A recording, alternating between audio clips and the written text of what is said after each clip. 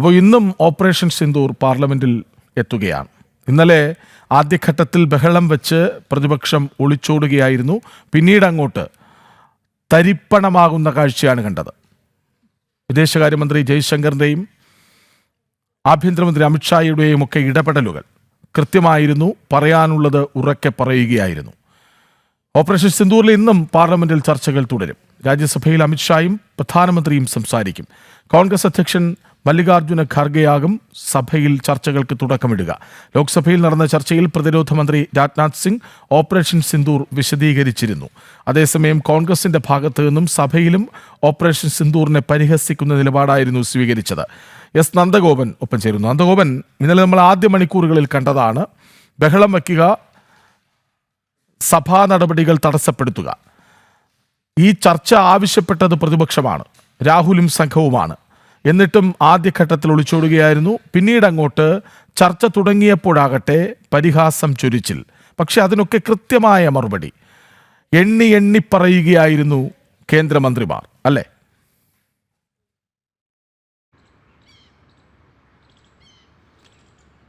കൃഷ്ണരാജ്, ഈ മാസം 21-നാണ് ലോക്സഭാ സമ്മേളനം ചേർന്നത്. ലോക്സഭ സമ്മേളിച്ച ആ ദിവസം മുതൽ പ്രതിപക്ഷം പ്രതിഷേധിക്കുകയാണ്. പ്രതിപക്ഷം മുന്നോട്ട് വെച്ച ആവശ്യം ഓപ്പറേഷൻ സിന്ദൂർ സഭയ്ക്കുള്ളിൽ ചർച്ച ചെയ്യണമെന്നുള്ളതായിരുന്നു.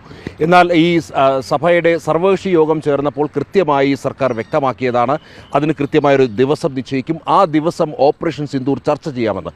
എന്നാൽ സഭാ സമ്മേളനം തുടങ്ങി ആദ്യ ദിവസം മുതൽ തന്നെ വലിയ പ്രതിഷേധം അല്ലെങ്കിൽ പ്രതിഷേധ രൂപേണ സഭ സ്തംഭിപ്പിക്കുന്ന നിലപാടിലേക്കായിരുന്നു പ്രതിപക്ഷം, പ്രത്യേകിച്ച് കോൺഗ്രസ് പോയിരുന്നത്.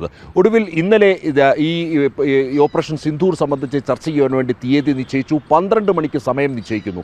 അതായത് സഭാ സമ്മേളനം 11 മണിക്ക് തുടങ്ങുന്നു. ആദ്യ 1 മണിക്കൂർ ചോദ്യോത്തരവേളയാണ്. അതിനുശേഷം 12 മണിക്ക് ഈ ചർച്ച നിശ്ചയിച്ചതിലായിരുന്നു.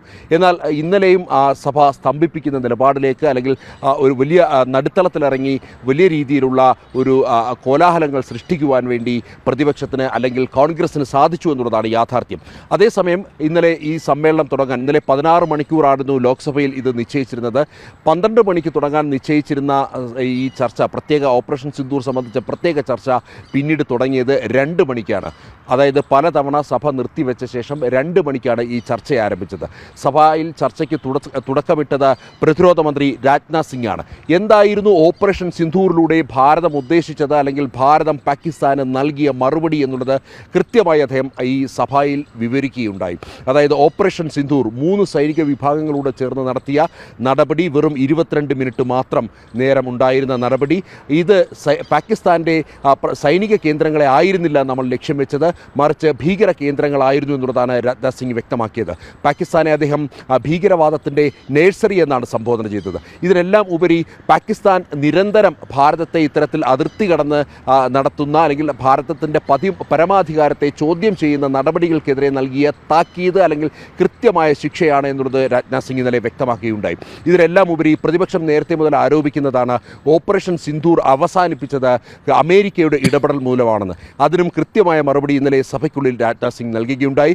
ഒരു വിദേശ ശക്തികളുടെയും ഇടപെടലിലൂടെ അല്ല ഓപ്പറേഷൻ സിന്ദൂർ താൽക്കാലികമായി അവസാനിപ്പിച്ചത്, മറിച്ച് പാകിസ്ഥാൻ്റെ DGMO അഭ്യർത്ഥന നടത്തിയത് പ്രകാരമാണ് ആയുധം താഴെ വെക്കാൻ അല്ലെങ്കിൽ ഓപ്പറേഷൻ സിന്ദൂറിന് താൽക്കാലിക പരിഹാരം അല്ലെങ്കിൽ താൽക്കാലിക വിരാമമിടുവാൻ വേണ്ടി ഭാരതം തീരുമാനിച്ചത് എന്നുള്ളതാണ് പ്രസക്തമായ കാര്യം അദ്ദേഹം ചൂണ്ടിക്കാണിക്കുകയുണ്ടായി. അതേസമയം തന്നെ പ്രതിപക്ഷത്തിൻ്റെ ഭാഗത്തുനിന്ന് അപഹാസ്യ നിലപാടുകൾ തുടരുന്ന സാഹചര്യമായിരുന്നു ഉണ്ടായിരുന്നത്.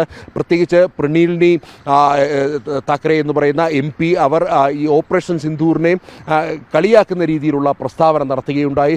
ഓപ്പറേഷൻ സിന്ദൂർ ഒരു തട്ടിക്കൂട്ടി യുദ്ധം എന്നുള്ള നിലപാട്, അതായത് മല്ലികാർജ്ജുന ഖാർഗെ ആരംഭിച്ച ഓപ്പറേഷൻ സിന്ദൂറിനെതിരെ ആരംഭിച്ച ആക്ഷേപഹാസ്യങ്ങൾ അല്ലെങ്കിൽ പരിഹാസങ്ങൾ അത് സഭയ്ക്കുള്ളിലും കോൺഗ്രസ് തുടരുന്ന സാഹചര്യമായിരുന്നു.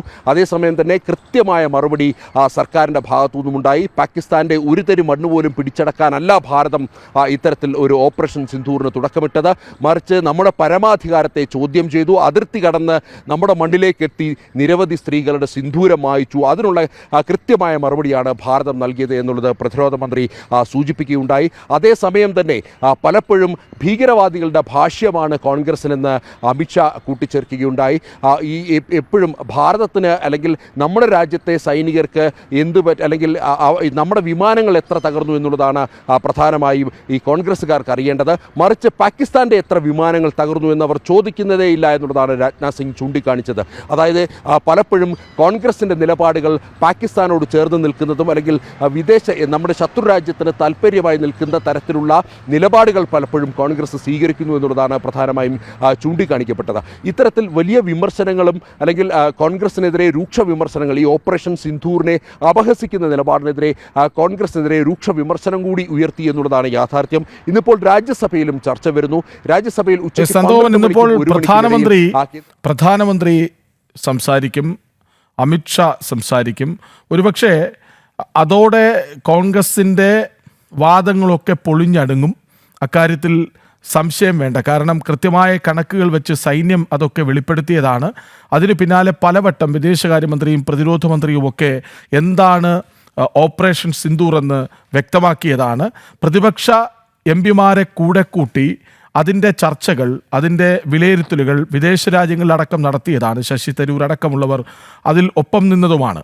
അങ്ങനെ ഒരു വശത്ത് അവരുടെ തന്നെ പക്ഷം ഓപ്പറേഷൻ സിന്ദൂർ എന്താണെന്ന് ലോകമാകെ നടന്ന് വ്യക്തമാക്കുമ്പോൾ ഇവിടെ ഇപ്പോഴും പരിഹാസം ചൊരിയുന്നു. അതായത് ഇന്ന് പ്രധാനമന്ത്രിയുടെയും ആഭ്യന്തരമന്ത്രിയുടെയും കൃത്യമായ മറുപടികൾ വരുമ്പോഴേക്കും ചുരുക്കി പറഞ്ഞാൽ പ്രതിപക്ഷത്തിന് തൃപ്തിയാകും.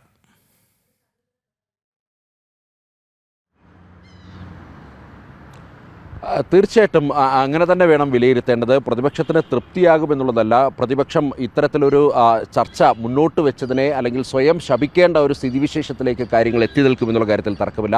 അത് ഇന്നലെ തന്നെ കോൺഗ്രസിന് ബോധ്യപ്പെട്ടു എന്നുള്ളതാണ്. രാജ്നാഥ് സിംഗ് ഈ വിഷയം ഓപ്പറേഷൻ സിന്ധൂർ വിവരിച്ചപ്പോൾ തന്നെ കോൺഗ്രസിന് തിരിച്ചടി ബോധ്യപ്പെട്ടു എന്നുള്ളതാണ് യാഥാർത്ഥ്യം. ഇന്നിപ്പോൾ രാജ്യസഭയിൽ കൂടി പ്രധാനപ്പെട്ട രണ്ട് നേതാക്കൾ, ഒന്ന് കേന്ദ്ര ആഭ്യന്തരമന്ത്രിയും മറ്റൊന്ന് പ്രധാനമന്ത്രി